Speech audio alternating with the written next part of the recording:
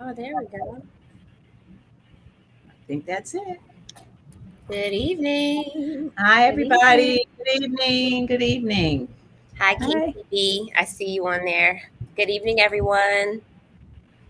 Good evening. Good evening. Please, as you're coming on, we ask that you will share as we're talking about dispelling mental health myths tonight. So come on in the room, as we say. Yeah, I know. We need Pastor Nikki to start singing. Come on in the room and share. I'm going to see if I can share it real quick to mine while No, we're waiting. I haven't advanced that far yet. I'm just working. So there we go. All right. So make sure you share. Uh, hi, Sherry. Yay. Welcome. I'm glad people are coming in. That's Welcome to the wonderful. conversation. Let me see. Oh gosh, I'm so not good with this.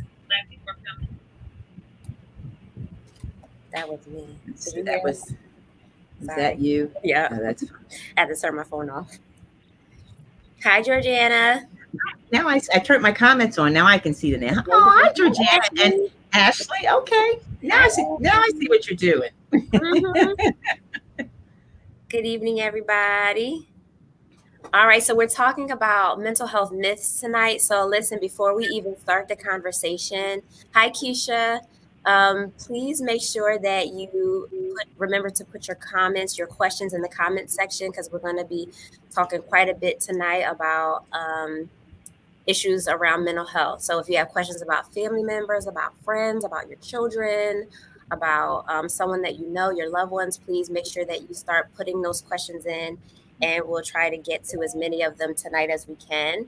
So go ahead and start putting any questions that you have and make sure that you share. Invite a friend, a sister friend, a church member, somebody that you love that may be having a difficult time. Tell them to come on in and let's start having a discussion.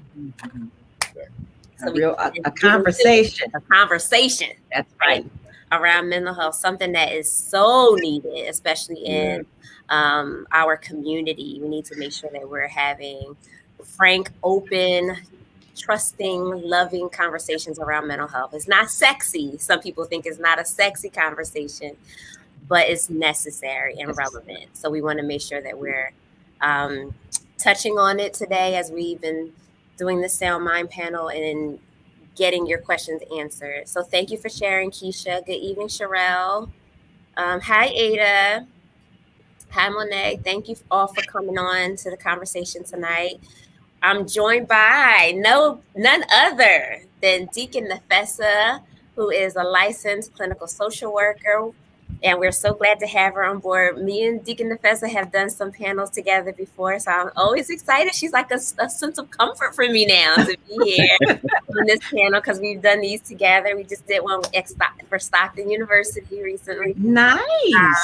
So I'm so proud of Deacon Nefessa, who now has her own practice in addition to working for what's the school? Are you still working at the school? I'm working for the Kansas City School District. Yes, working for Camden City School District. So welcome, Deacon Nefessa and Pastor Wendell. Inside joke. Inside joke. That's an insider, y'all. Pastor Wendell. Thank you so much for coming on board again, who's going to help us with the spiritual perspective of mental health and the way that it affects the body of Christ. And so we're so glad to have him on board once again with us. And Deacon Andrea LeBou. Always around. Who works so wonderfully with families as well. So we are so grateful to have her on board for this discussion. So welcome, everyone. Hi, Vicki. Hi, Bethany family. So again, please, while we're getting started, don't forget to share, and we'll start the conversation. All right, so. Okay, here we go. Here we go, y'all. All right. So let's try to keep this interesting, right? Because this can be a very daunting conversation for some, right? And conversations around mental health can also be very triggering. So we want to first talk about the importance of mental health. Why is mental health and the discussion around mental health so important? And I'll just start off by saying one thing that, and I have here, I don't know if anybody has ever heard of NAMI, but NAMI is the National Alliance on Mental Illness. And one very kind of discouraging statistic is that only 1 in 3 African Americans actually pursues mental health services. Yeah. However, we experience mental health probably 65%, I think, in comparison to other groups. So our need for mental health is great, but only less than 1% of us actually seek mental health services, and that's not a very encouraging number. And it says a lot about how we as a people view mental illness in our communities. So it's something that is important for us to address, and understanding the importance of mental illness and also why we do not seek services. So I want to open up the floor real quick to just ask about why mental health is important, especially in our communities.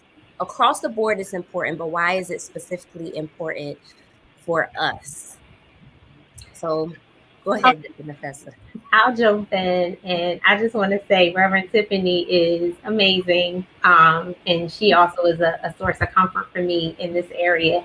I want to say mental health is, I think that it's not focused on a lot because we're so focused on like what we can see, right? Our physical body, as opposed to what's going on in our mind, our thought process, which definitely impacts how we feel, and then our feelings impact what we do, right? Yeah. And so a lot of times we're not thinking in that sequence. We're just thinking about, oh, my foot hurts, or I'm having a pain on my leg, or let me go to the doctor's and figure out what's going on there. But a lot of times we're not thinking about how what's going on in our mind is impacting our physical health just as well as the things that we do, our actions as it relates to how we are thinking and how we're feeling.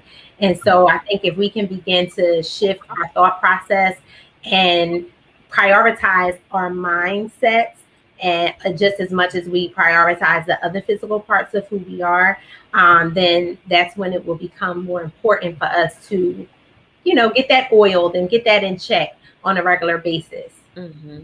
Mm-hmm. Yeah. Well, I think it's a complicated issue, and I have been doing stuff in public health for like eons of years. And, unfortunately, I don't necessarily view mental health I view mental health almost the same as any chronic illness that particularly affects people of color. Look at the highest rate of breast cancer, colon cancer, all of that, people of color tend to be at the top of the list, So I think it's a complicated issue. I think one, self-care is difficult because I think sometimes we're so busy doing other things, taking care of households and children, paying bills and things like that, that we don't always take the time to take care of ourselves. And that's from mind, body, and spirit. So I think that complicates it. I think the stereotypical things that we've grown up with, keep your business in your house. Mm-hmm. I think we've all heard that, don't talk about my business. And I also think that it comes down to I think we, and some people, but I think we in general are sometimes crisis motivated. By that I mean I function well when in what we consider dysfunction, but when it hits a crisis, then I have to get help. Mm-hmm. and that's for health thing. By the time we get to help, it's way off the Richter. It's way off the Richter. So just to wind down or add a concluding statement, I think we have to do better at self-care in general. I think we have to improve non-judgmental access to mental health services. Yes. I think we have to break those stereotypes of within our own community. And once again, you don't talk about your business. And I think we have to make ourselves a priority, and sometimes you don't know you don't feel well till you don't feel well. Mm-hmm. So I think it's complicated. I do. You bring up an interesting point to this. Something that we're going to start getting into is this idea of the stigma around mental health, right? And so, Pastor Wendell, I kind of want you to jump in on here because one thing that is prevalent in our community is this idea that if I have faith, then I don't need to get help. And if I'm a believer and I go to church, then that should be enough. And in some ways, as a community, we make people fear going to seek help because we shame them into thinking that somehow their walk with God is not as strong because they are not going to the pulpit or to the altar for their issue, and they're going to see a psychiatrist. And that brings up a lot of shame. So can you speak about how you view faith in mental health? Well, Tiffany, I think the first thing we have to do as representatives of the church, we have to humble ourselves and take ownership of that, because we've contributed very much so to that stigma being prevalent. And I think the church is finally coming into this awareness that we really, when it comes to ministry, we really have to be open to a holistic approach and deal with the whole person. And if you're going to deal with the whole person, then the second phase of that is being aware of your limitations as the pastor, and open you up to partnering, open you up to taking full advantage of the body at large. As Scripture keeps telling us, there are many facets of the body, many parts of the body, and so we have to defeat this whole territorial thing that we sometimes have. That's in the pulpit as well as in the pews, meaning that the only person that can counsel me is the pastor. The pastors have to be outspoken to let people know that I've got limits to what I can do for you. And one of the things that we do, we promote mental wellness, and on one of my shows, I have a therapist in at least once a month to come in and talk about mental health. So we have to champion it and normalize the conversation around it. And so you demystify it, and you take the stigma off by making it, you guys gave statistics. So whether we normalize the conversation or not, it's normal. It's a lot of us struggling with it. And so once the pulpit takes the lead in saying that and putting it out there, make it a conversation that's acceptable in public, then I think we can begin to move past the stigma and realize that this is just a part of your total healing. I want to read a comment here by Vicky. Says, often when people of color want to talk out whatever issues they may be having, often the people that they go to tell them that the problems that they're having are not as bad as the problems of someone else. That leads people to judge their mental health based on the mental health they think others have, and to grade it on a scale of 1 to 10. And if it's not a 10, then you don't have any serious mental issue that needs to be addressed. Whatever issue the person is having is an issue that needs to, right? Yeah. And it's so true, right? And especially when it's something serious. Like I've heard couples who are in abusive relationships, and they go to church and they'll say things like, well, all you got to do, first thing you need to do is pray about it. Right. Like, okay, so I get punched in the jaw, and then, all right, so first thing you need to do is pray about it. Like, I need some serious resources to get out of this situation. And yes, I think prayer works, and we all know that, but we can't use our limited kind of understanding of mental health and cover it with the idea of faith, and not intervene in ways that someone needs, and just make them believe that, well, if you're not schizophrenic, if you're not hearing voices and seeing things, and you're not on medication management, then all you need to do is this. It's not that serious, And I've had clients who say, every time I go to my family and say I have, I'm really struggling with depression, they said, you're so dramatic. Like, you're being so dramatic, like, get over it. You're fine. You're being so extra. You're fine, and they walk around carrying this burden of, I have this issue and I can't share it. I can't talk about it. And going to a therapist is not okay. I just wanted to jump in really quick and say that, unfortunately, we have learned some very poor coping strategies, right, to deal with traumatic events that go on in our lives, because, when things happen to us, it leaves an imprint on our brain. And the younger we are, the more, how do I say, the more impactful it can be. And so, like, the brain automatically goes into this mode. How do I protect myself? How do I protect myself? And so you begin to develop some coping strategies, whether they're learned from someone else or developed on your own, to try to protect yourself, right? And so we continue to perpetuate those same thoughts and beliefs about, oh, well, if it's not a 5 or if it's not a 10, oh, girl, you're gonna be all right. But keep going, just hang in there. And no, you don't just hang in there. And no, you don't just, you need to be able to process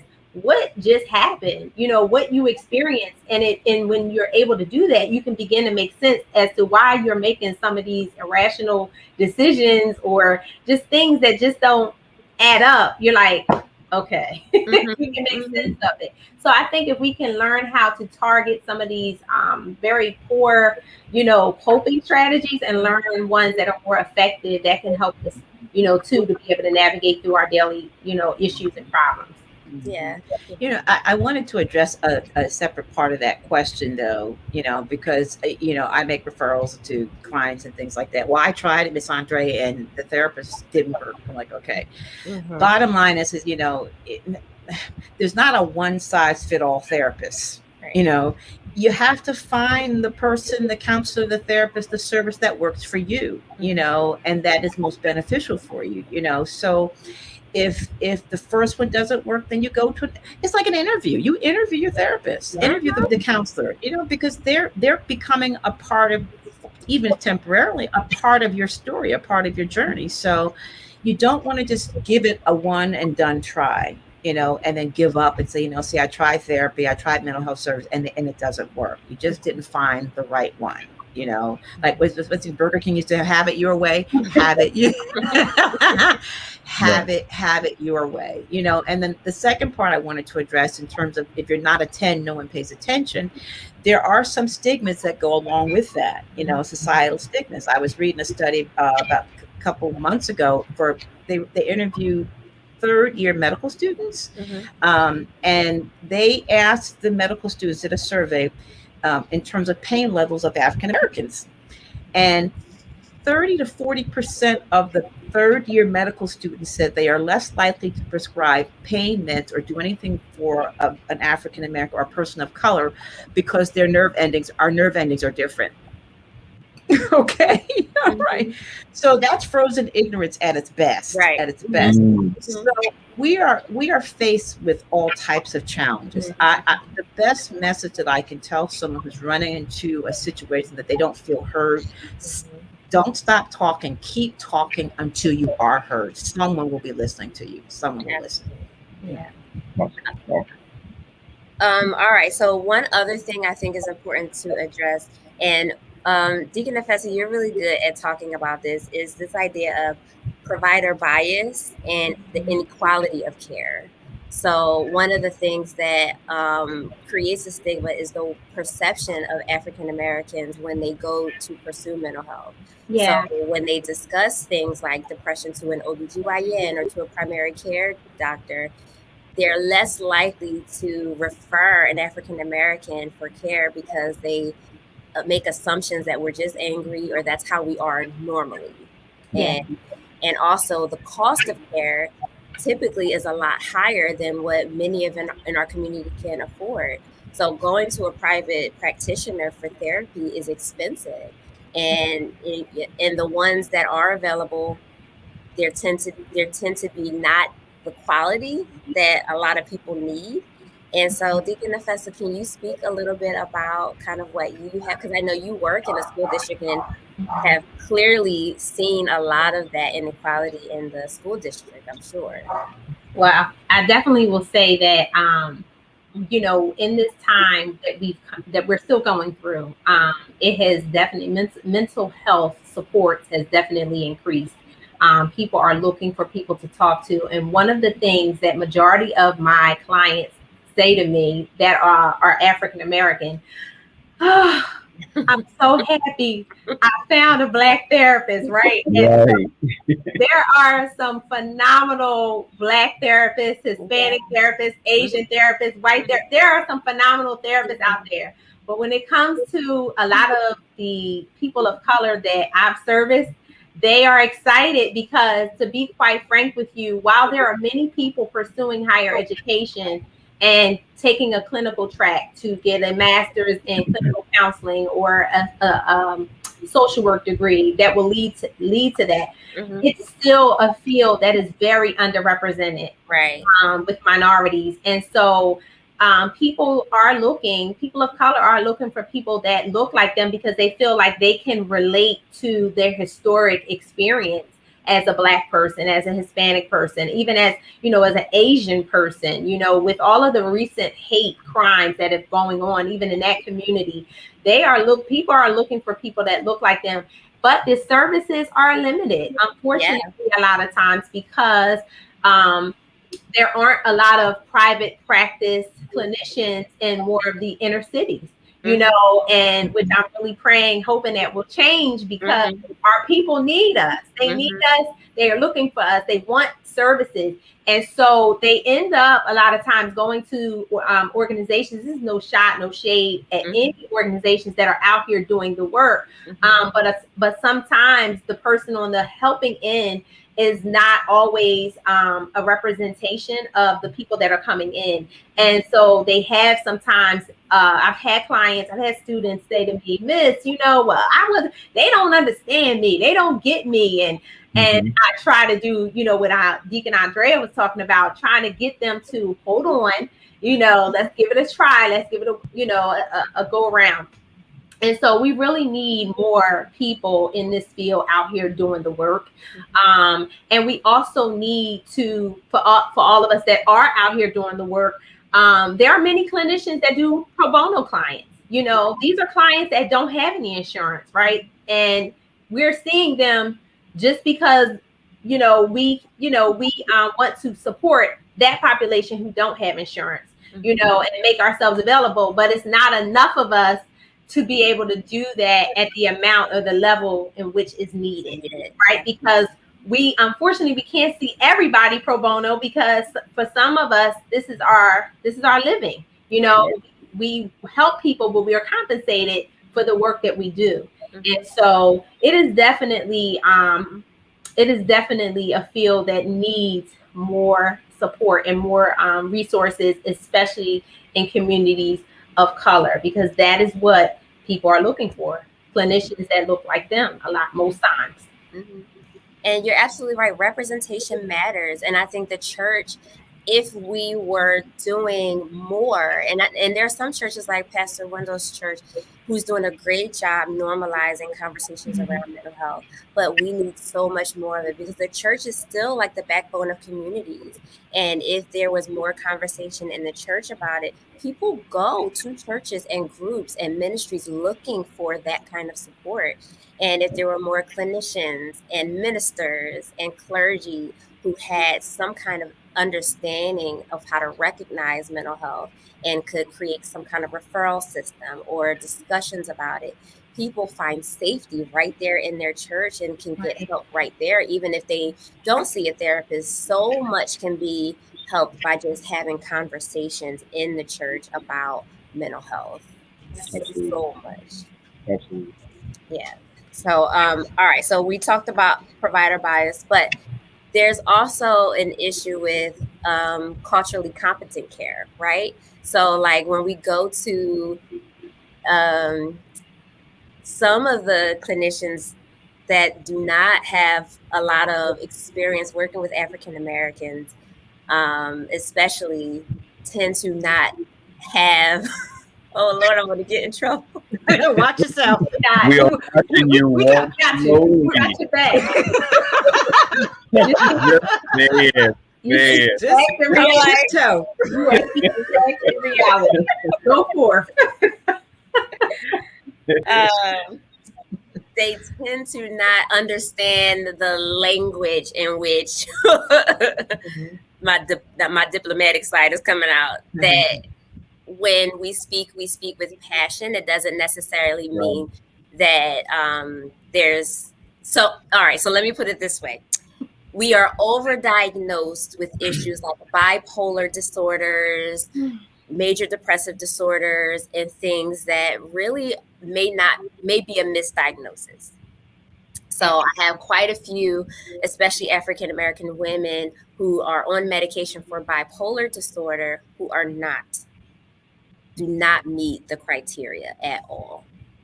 What they are probably experiencing, in my experience, is more trauma and post traumatic stress Yes. than it is bipolar. Yes. And if they are communicating to a doctor or a physician or a psychiatrist who is not familiar with the culture, sometimes they misinterpret things to be something that it's not. And we have to sometimes teach our physicians how to be better understanders of our culture and how we communicate. So go ahead, Nafessa. But the onus is not just on the client to teach, Absolutely. Hmm. because we enter the space to learn as well as receive Right. our clients. And so we need to be able to learn from them as well as be able to be empathic, compassionate, Hmm. and present in whatever they bring to the therapy room. And so one of the things that I wanted to say was that really burns me up when I meet clients who have been misdiagnosed, and I'm like, you said what? Your diagnosis was what? And as we're talking and processing through, past traumatic events, and I'm like, this is not that, right? And so I do say we talk about it. Yeah. And I tell them why I disagree. And I tell them, listen, these are the symptoms or the features of what this particular diagnosis is, and this is what this is. And this is what I'm going to be treating you for, right? And so the way I was trained years ago, I definitely lean towards a lot of times the most least restrictive, diagnosis. But there are times where that may not be the option because it is what it is. But most of the time it is very extreme, and medication at times can be prescribed out of turn. And Right. so yeah, I just wanted to say that majority of the people that I see now in my private practice, anxiety and depression. Well, if you've been in the house for a year and a half and you've had to deal with family members that you could avoid by leaving, and then there are other things, obviously, that may have triggered, that may have been exacerbated by the pandemic. You're dealing with a lot of grief. You're dealing with a lot of past stuff. Come on, let's be real here, And so I think if we're able to really help clients be at ease that, hey, this is not exactly what it was, they would be more open even to disclose and share some things. Yeah, Absolutely. So I'm going to read this comment by Dana, and Pastor Wendell, I want you to kind of chime in on this one, okay? Okay. So she said, issues of trust and confidentiality, which keeps people from seeing a therapist or even their pastor. God forbid if the pastor preaches a sermon and they think it is about their counseling session. Oh my God! Yes, yes, yes, yes, yes, yes. That actually happens, but also I think a lot of times that can be absolutely misinterpreted. And again, it's on us to really address those elephants in the room and even say it. I'll say, listen, if what I'm saying sounds like it's personal to you, thank God for that. That's not me talking about you, or kind of easing over to something that Nafessa just said. With us coming off of this pandemic, I know Bishop has said this to us, and I think it's absolutely incumbent upon us to address how people are feeling right now. And deal with the feelings of loss that results in grief. Last Sunday, before I preached my sermon, I took about 10 minutes to address the fact that there are some people that aren't back, that didn't come back. There's some leaders that didn't come back, and I petition our people for compassion. Let's be compassionate, not messy. And don't go fishing, but be available. And how these 18 months have radically changed some people. For various reasons. And so again, if we will take the lead and have those open conversations and talk about the emotional, the mental aspects of just being a human who's trying to please God, then you kind of sensitize your people to that. Yeah. And then we start inching away from the stigmas. You start inching away from just suck it up, tough it out, because that's cultural for us. Yeah. Y'all know that because Mhm. we've had to suck it up and tough it out for generations. But Yes. now, praise God, we're now getting therapists and getting the conversation, and we can get healthy people once and for all. And so, as you guys have said, the church still has to take a strong lead in that. Mhm. Yeah. Yeah. And I think I was thinking two things as both Deacon Fest and Pastor Whitley you were speaking. In terms of the ownership of how do we fix this. Mhm. Mhm. I'll echo what you said. I think we need a national day of healing. I think we Mm, all need healing at this point. But how do we fix this problem of, I guess, the imbalance? And it really, to me, comes down to be an imbalance of power, because when I walk into the mhm. therapist's office, I feel like, because that person's got the power and I'm there to receive. And I often encourage people to don't always take things at face value. Invest in yourself to learn about what people are saying about you. Mhm. Learn about the diagnosis. So if someone says, I think you're bipolar, I'm going to go home and Google and TikTok and everything I can do to find out to find what is bipolar.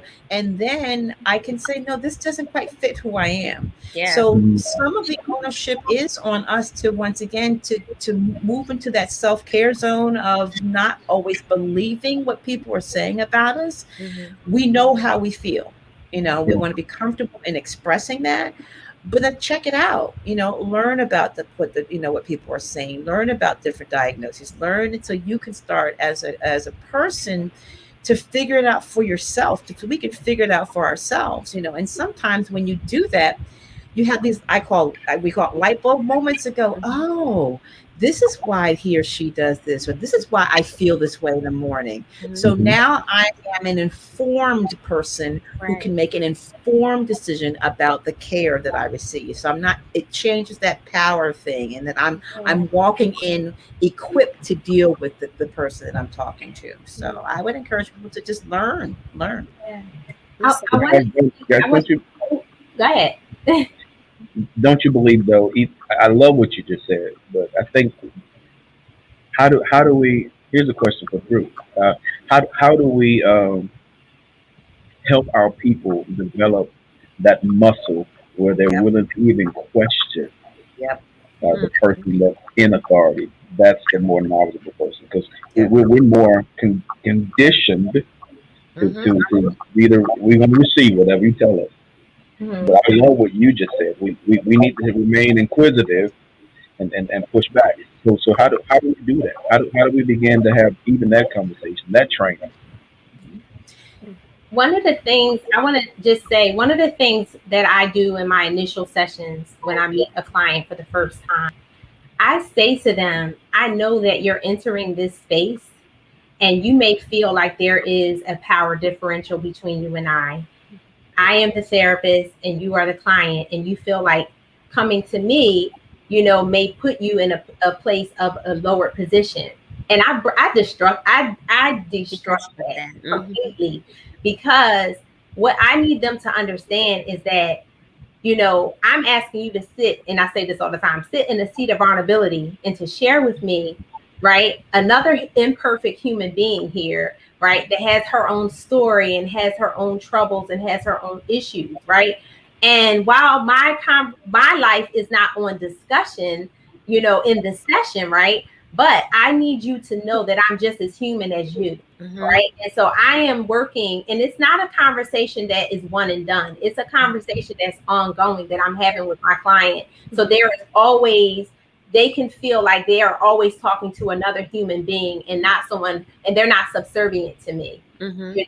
and that Yeah. at any point, if they feel like this ain't working, you can transition, and there's no bad blood, there's no issues, because I need you to get what you need, Mhm. you Yeah. know.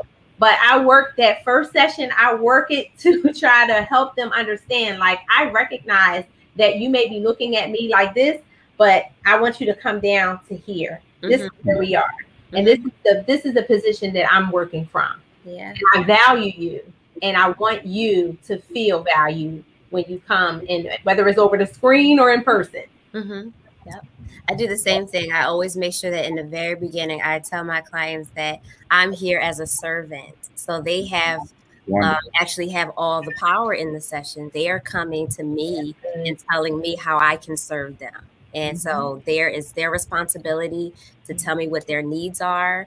And I am here to just be a help and a partner with them. So I come alongside them to help them navigate challenges, but I'm not here to tell them what to do. I'm not just trying to be here to give them advice, because that me being an advice giver, which is not what therapy is, means that I'm putting myself here and trying to direct them and tell them what to do. Yeah. But our job as counselors is to empower them to make informed decisions and choices and become their own therapist and their biggest advocate and to their own needs. And when we do that, it's more likely that they'll have a better outcome because they feel empowered to do and make decisions for themselves and their own choices.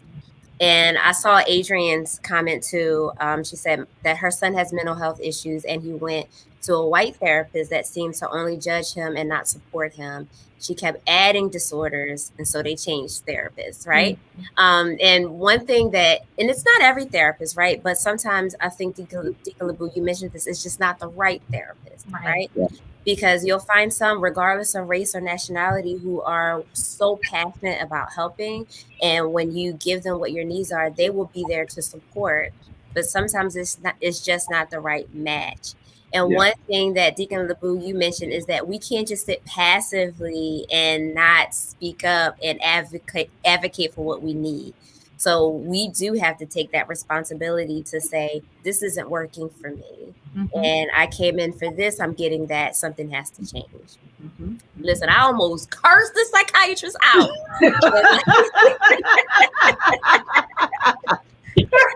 We're trying to misdiagnose my little boy, you know, and like, maybe he has anxiety disorder. I was like, huh? How you know that? He's been in here for 30 seconds. 30 seconds. He's been in here for 30 seconds. Yeah. And he said, so don't you think you would really benefit from him taking medication? Sir, he's been in here for 5 minutes. Yeah.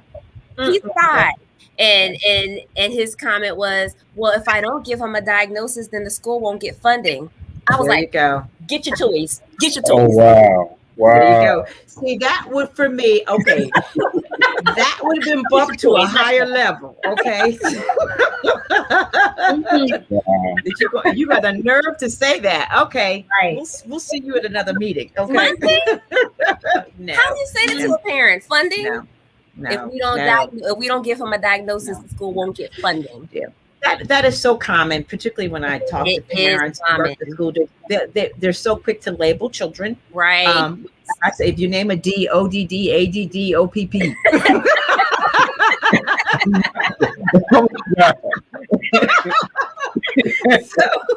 I saw your face.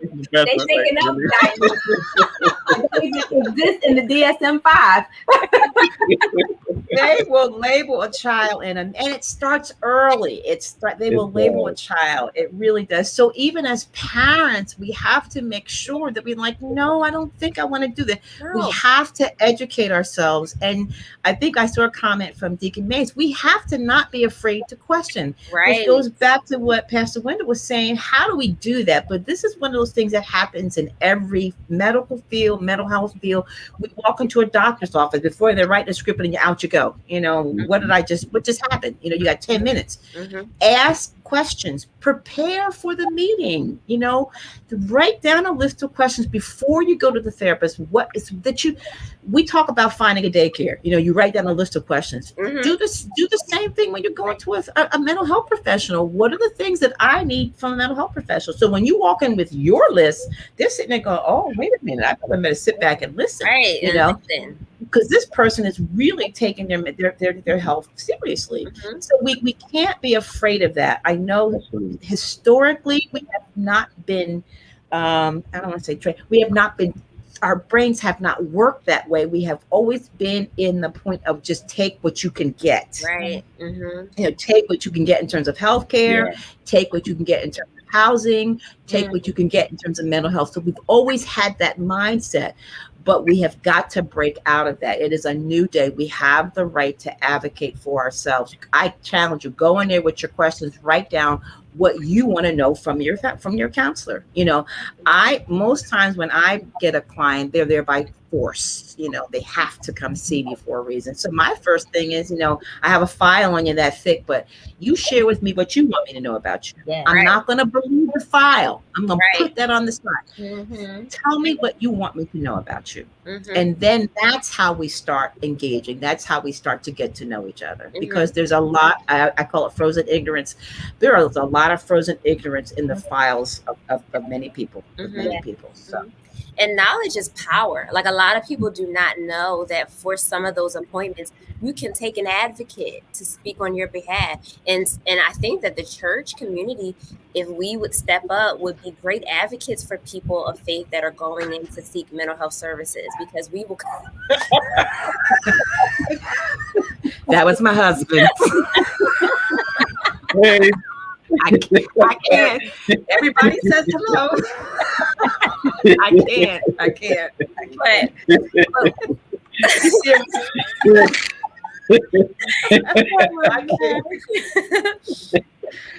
Oh, yeah, I'm so sorry. okay. But yes, making sure we have a list of questions, right? And even going with an advocate from the church, go with your questions and take someone who knows. It's important too, because like I know Deacon Nefessa works in the school district, and some of us, Sister Minton, I know you know what school I'm talking about. But some of us, our kids are from a young age. Their first experience with mental health is in the school district, and so a lot of them, get their experience from daycare, and then it trickles down from like early intervention. Then it goes to, the services at school, IEPs and 504 plans, and then they have this paper trail that follows them and a stigma that follows it as well. And so, it's important that ministries and church communities, because we will go to the church before we go to a doctor or seek mental health services, that in the church community, there is a connection to those services. And we're talking about it so that people feel like they have support.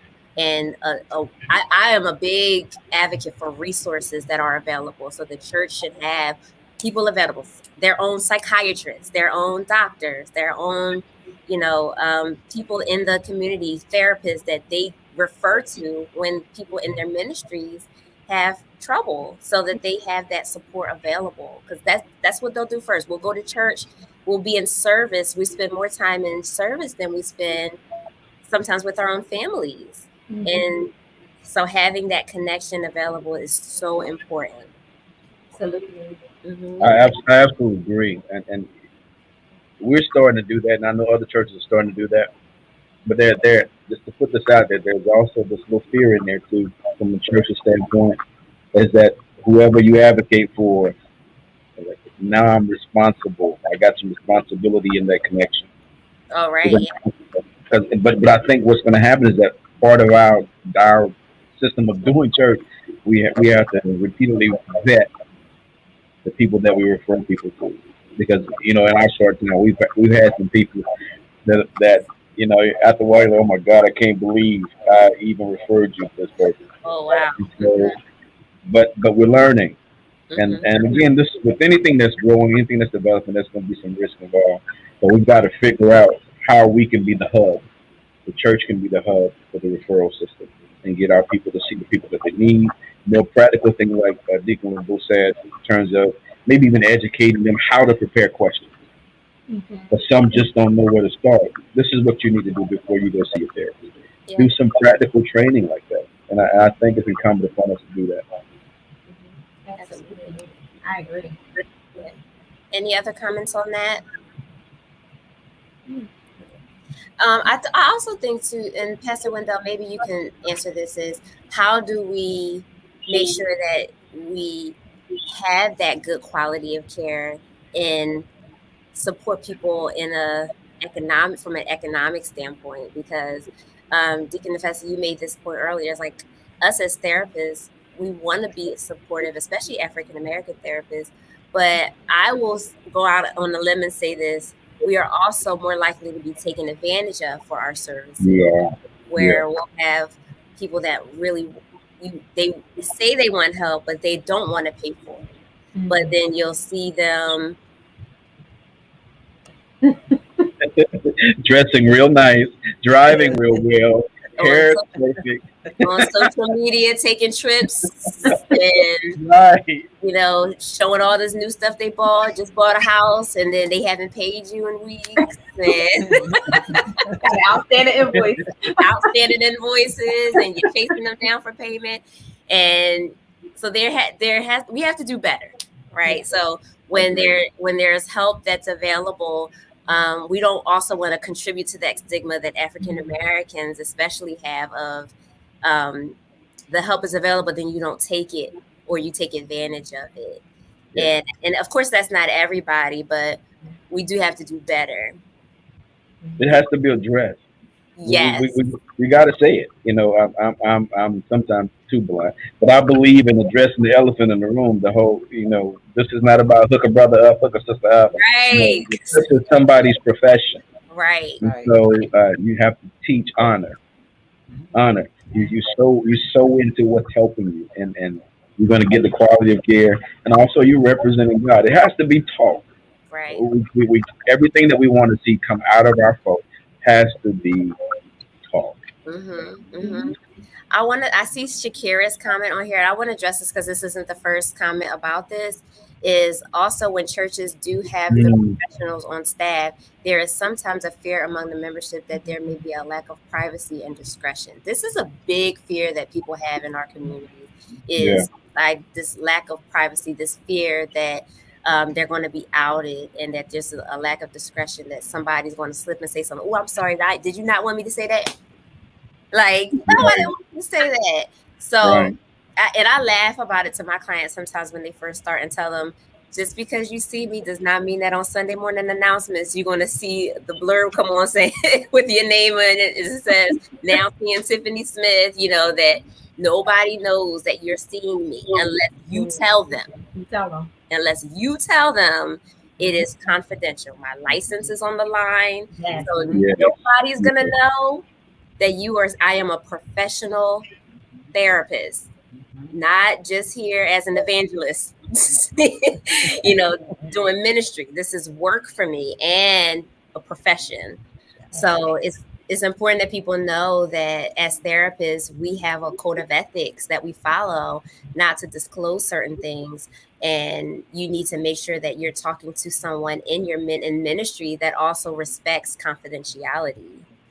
Yeah. If I could add, I want to echo what you said. No one will know unless you say something about it. That the person says something about it, because it actually is a two-way street. I've done trainings, at the church and so forth, in terms of working with, our fellow family members about a particular issue, whether it be something for mental health or anything, sometimes the person will come up to you and sit in the pew and start talking to you about what's going on. I'm like, okay, no. Okay.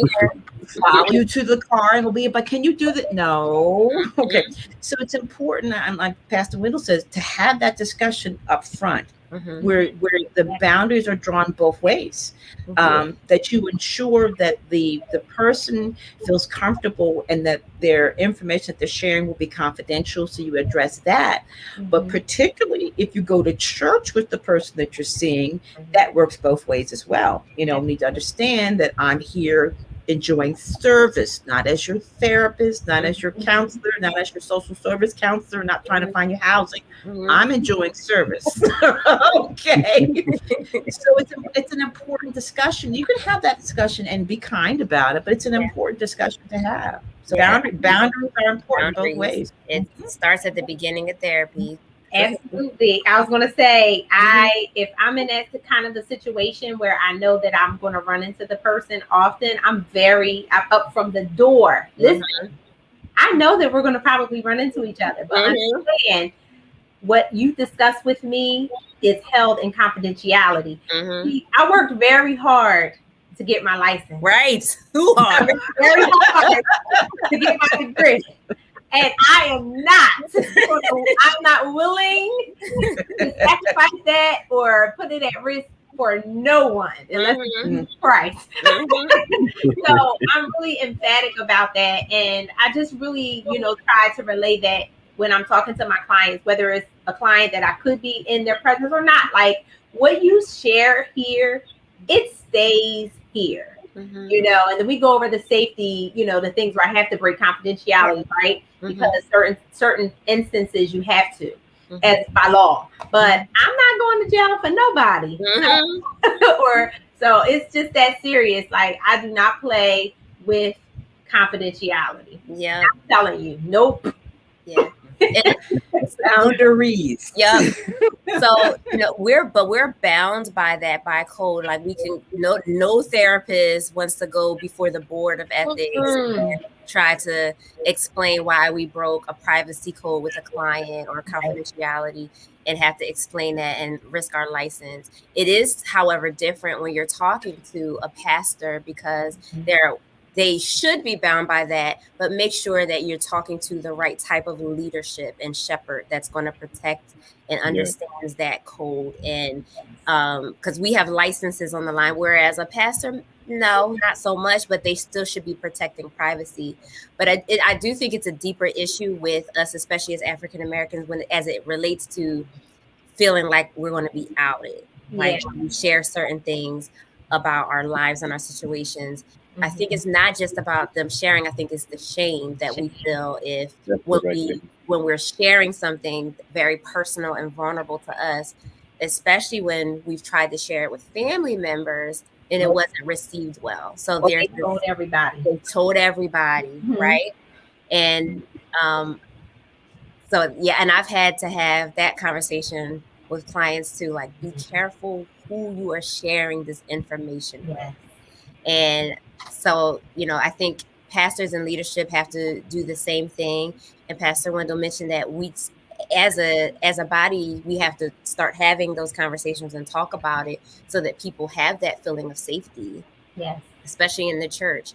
And people do it all the time. It should not matter where you are. Like, if you're having a ministry meeting and someone shares something that they're experiencing within your ministry meeting, and that it's something that was probably hard for them to share, people all over the church should not know about that, by Sunday morning. Did you hear what such and such said at the church thing? Like, I think it's something that people in our structure of church need to feel like, when I share things within my ministry or with certain people, it's kept private.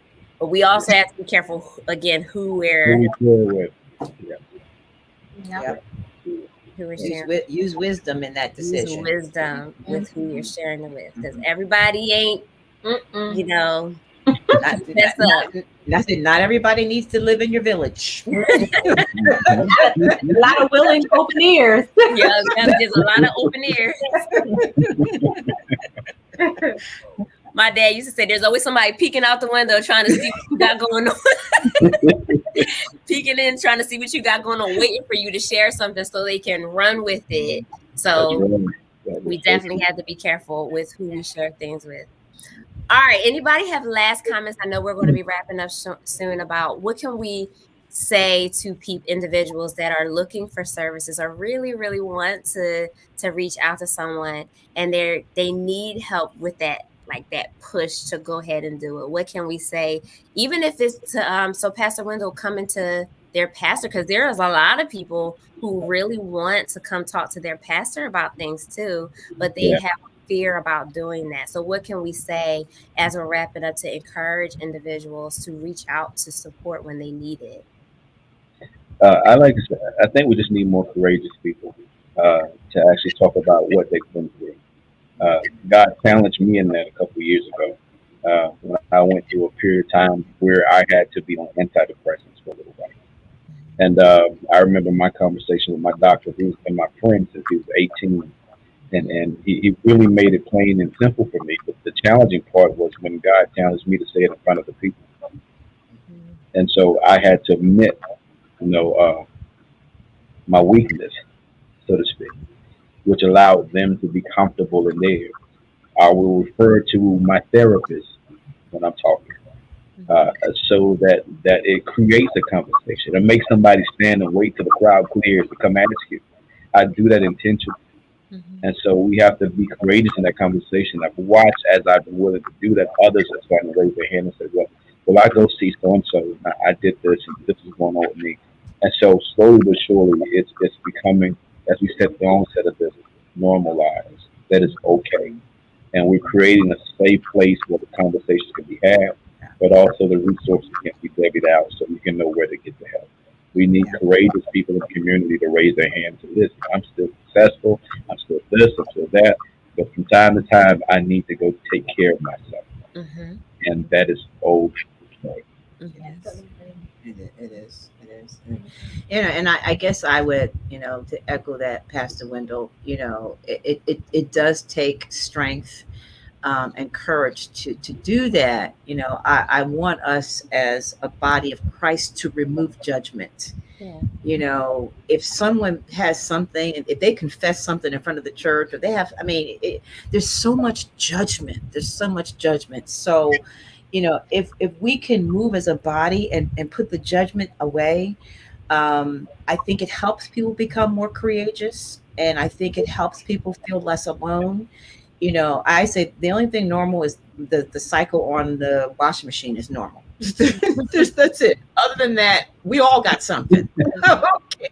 And that Yeah, sometimes it feels very yeah, isolating. You think you're the only one going through things, but I can guarantee you someone has been through the same, if not worse, of what we've been through. Mhm. So it does take yeah, courageousness and bravery to say, yes, I'm all of this, but I have this too. And and what a testimony to share. But look what God is doing in my life. Mhm. And look what I made it through. So if I made it through, you can make it through. But it first starts with that honesty and that admission that I'm not perfect. I'm not Mhm. perfect.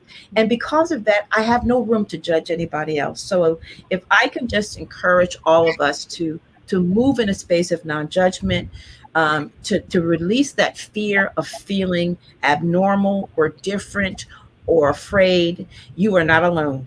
Mhm. We have all been through something. It's just finding, like we started talking earlier, finding the right supports, like Cinderella finding that shoe, just trying on that right glass slipper, Mhm. to find a way to get the services, get the help, get the support that we all need. So, Mhm. Good. amen. So I have a couple things that I'm gonna say. So I would say God loves you Mhm. no matter what shape he finds you in or you find yourself finding him in. He loves you. I don't care how ratchet you think you've been. I work with a lot of young people, so I speak the language of the youth. I don't care how ratchet you think you've been. I don't care how deep and dark the secret might be. Come on, let's talk Mhm. about it, because when you are absolutely. able to release it, something happens inside of you where you become free. You no longer have to carry the weight of the shame and the guilt of whatever happened, whatever you're experiencing at present. You can release it and get free. And guess what? Can't nobody hold you hostage. Mhm. No one. They may try through judgment, but Mhm. no one can hold you hostage, because the word of God says, whom the Son sets free is Mhm. free indeed. And Mhm. so, come on, find a therapist, lay it all out, let it fall out in the therapy room, whatever you need to do to get free. Yeah. No Yeah, fear, no shame, and no stigma. Mhm. awesome, awesome, awesome. All right. And you know what? Lastly, I just want to say, this takes strength and courage, right? We know that it's not easy to reach out for support. And so initially, all of us, struggle, I think, with taking that first step and allowing ourselves to get past the fear of being vulnerable and exposing ourselves. And I think generationally, Pastor Wendell mentioned this, it has not always felt like an okay thing to do, but help is available, and we sometimes need to just take that step and get the help that is available. One suggestion is looking on Psychology Today. I saw Edna was asking, Psychology Today, you can actually filter out, I need African American therapist who takes AmeriHealth insurance in this location, and it'll show you up a list of therapists in a specific area who takes a specific insurance, has a specific specialty, and you can literally just kind of pick who you feel, read their kind of profile and see who fits what you're looking for. And there's there's another one, Nafessa. For anyone that's looking for particularly female Black therapists, there's Black Therapy for Black Girls .com, Therapy for Black Men.com, Latinx www.therapyforlatinx.com, I believe. So I'm trying to type some in the chat. So do some research. You can also kind of like look on your insurance card too. Ask your job. If you don't feel comfortable asking your job, call your HR department or call the back of your insurance card, the customer service number or the behavioral health number on the back of your card, and ask who's in network in your area. And you can pick from there, look up agencies and see if they have an African American therapist, if that's your preference. Some people do not, it doesn't matter to them, and that's fine. So go where you're comfortable, look at their specialty and see if someone kind of matches what you're looking for. Go ahead, Deacon Nafessa. And also, if you don't have insurance, there's definitely resources. There's a website called BetterHelp.com where you can, and OpenPath. OpenPath.com, where you can actually go on there and pay a very, very small, scale fee for the services, or maybe nothing at all. Yeah. And don't forget to utilize your pastor. So like Pastor Wendell, I'm sure his members will come to him if they need certain things. Bishop and Pastor Nick are also available, and they are still available now. So they're doing some Zoom things if people need meetings or to chat with them. So take advantage of the resources. There are so many available. So we hope that you utilize it, that you listen today. And we want to just lessen the stigma and the judgment around mental, which I like to call, instead of mental health, mental wellness, because it's important that we all are working towards being well. And so that's it. All right. So use the resources that are available, and I think it's time, y'all. Okay, we got to do it now. So thank everybody for coming. Thank you, the panel, the great esteemed panel tonight on joining us. We hope everyone enjoys the discussion.